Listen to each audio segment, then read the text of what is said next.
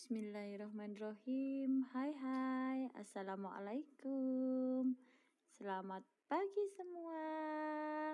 Yuk gerak badan dulu yuk, biar sehat, biar nggak capek, pegel-pegelnya hilang.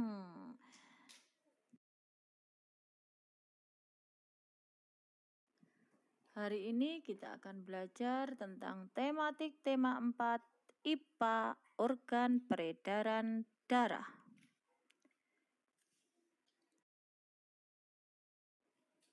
Yang akan kita pelajari hari ini adalah organ peredaran darah pada manusia dan fungsinya.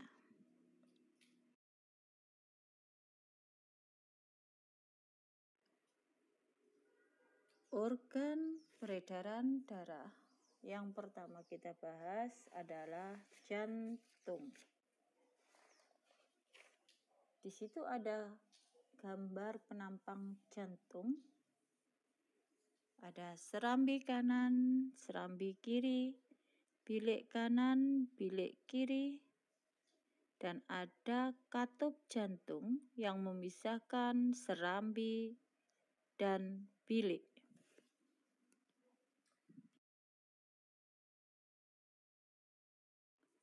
Jantung sendiri berfungsi untuk memompa darah ke seluruh tubuh.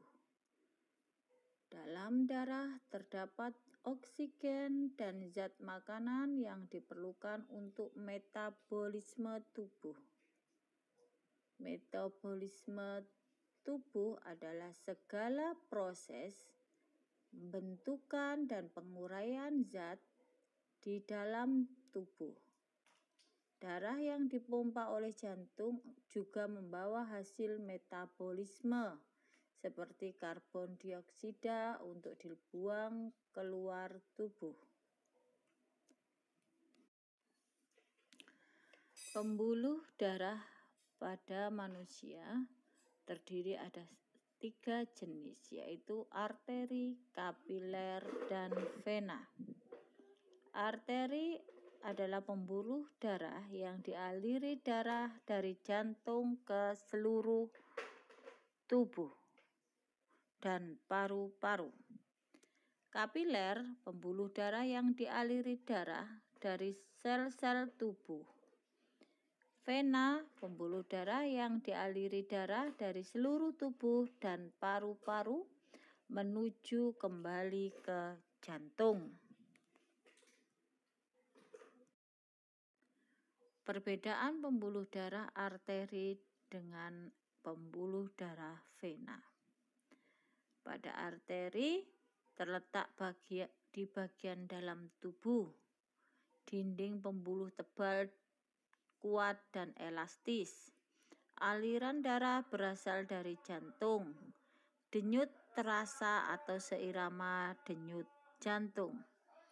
Biasanya kamu bisa merabanya di pergelangan tangan dan juga di leher. Sedangkan vena terletak dekat permukaan tubuh. Dinding pembuluh tipis dan tidak elastis. Aliran darah menuju jantung. Denyut tidak terasa. Mungkin kamu bisa lihat di tubuhmu atau di tanganmu ada garis-garis warna kebiru-biruan. Nah, bercabang-cabang itu adalah contoh dari vena.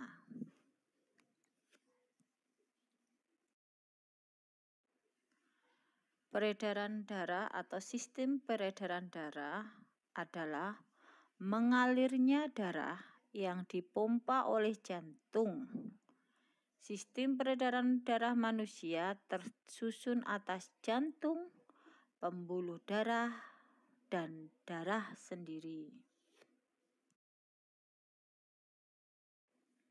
Peredaran darah pada manusia dibedakan menjadi 2, yaitu peredaran darah kecil dan peredaran darah besar.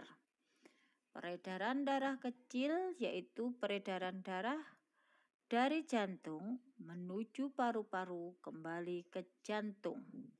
Peredaran darah besar yaitu peredaran darah dari jantung menuju ke seluruh tubuh kembali lagi ke jantung.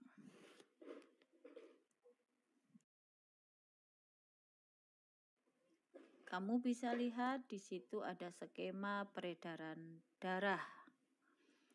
Peredaran darah kecil yaitu dari jantung menuju paru-paru kembali lagi ke jantung. Peredaran darah besar jantung ke seluruh tubuh, kepala, tangan, dan tubuh kembali lagi ke jantung.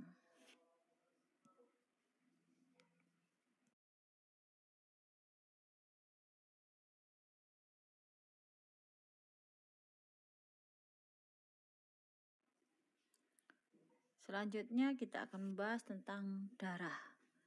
Darah tersusun dari plasma darah dan sel-sel darah. Plasma darah tersusun dari air dan zat-zat terlarut. Sel-sel darah terdiri atas sel darah merah atau eritrosit, sel darah putih atau leukosit, dan keping darah atau trombosit. Plasma darah berfungsi mengedarkan zat makanan ke seluruh tubuh. Sel darah merah berfungsi mengangkut oksigen ke seluruh tubuh.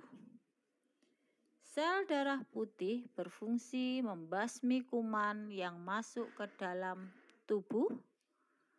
Keping darah berfungsi menutup luka.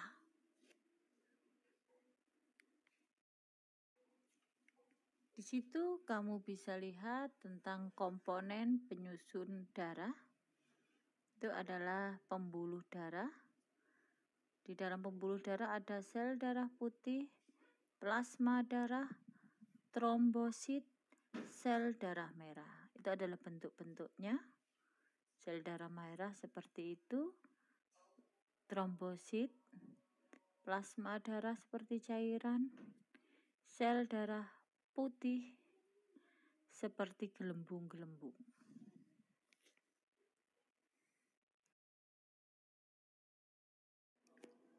Terima kasih. Alhamdulillah dapat ilmu baru ya. Sampai jumpa di pelajaran yang lain. Wassalamualaikum.